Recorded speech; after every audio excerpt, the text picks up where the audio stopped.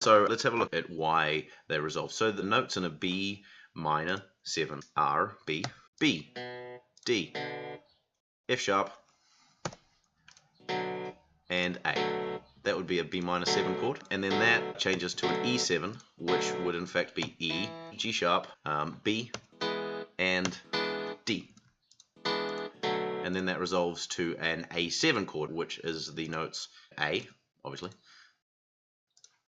A, C sharp, oh jeez, oh god, C sharp, no, C sharp, E, and G. You can hear that resolution even in itself in that crappy Sibelius kind of sound, but the notes that are really important in these resolutions are the thirds and the sevenths. The thirds and the sevenths, if you're playing jazz music and you don't know what to do, play thirds and sevenths in the sense of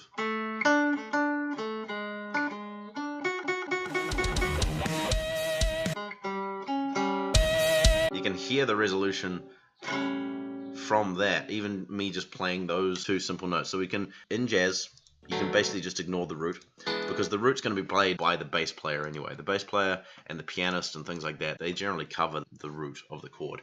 It's very much implied, so you don't need to worry too much about playing that in your voicings or in your lines. The fifth, again, is kind of superfluous at this point. We don't need to worry about that. Get up on out of here with my roots and fifths. Okay, so if we take a look at these two notes here, I'll just move the D down an octave like that.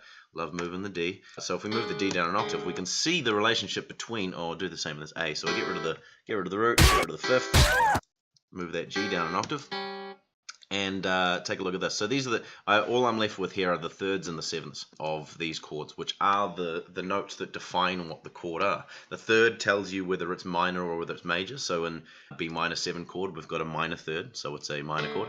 And then the seventh tells us what sort of seventh chord it is. In a B minor 7, it's going to have a minor 7. If it was a major 7, so in the key of B, the major 7 is a sharp, it would be a B minor major 7, which would sound like this.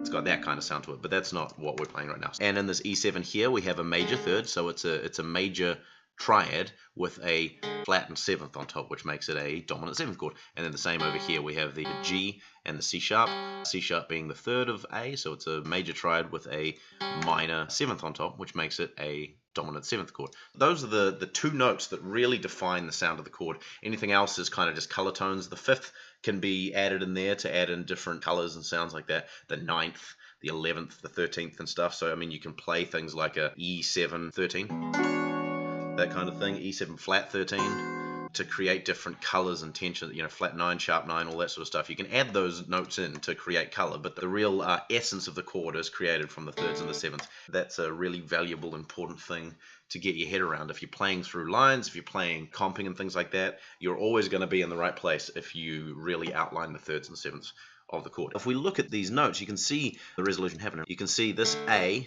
resolves down a semitone to G sharp. The D stays the same place.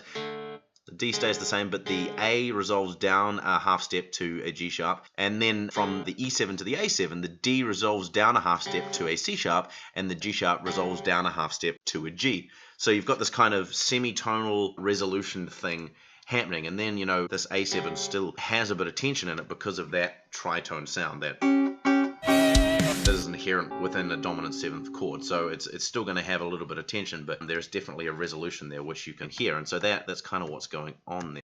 Hey guys, thank you for watching. If you like this video, go ahead and click the like button. If you want to see more of my content when it does come out, I'd love for you to subscribe, and if you do, press the little alarm bell next to it so you get notified when a new video comes out. Also, if you like my work and want to support me, even $1 a month is super helpful to me, so please consider becoming a patron on Patreon.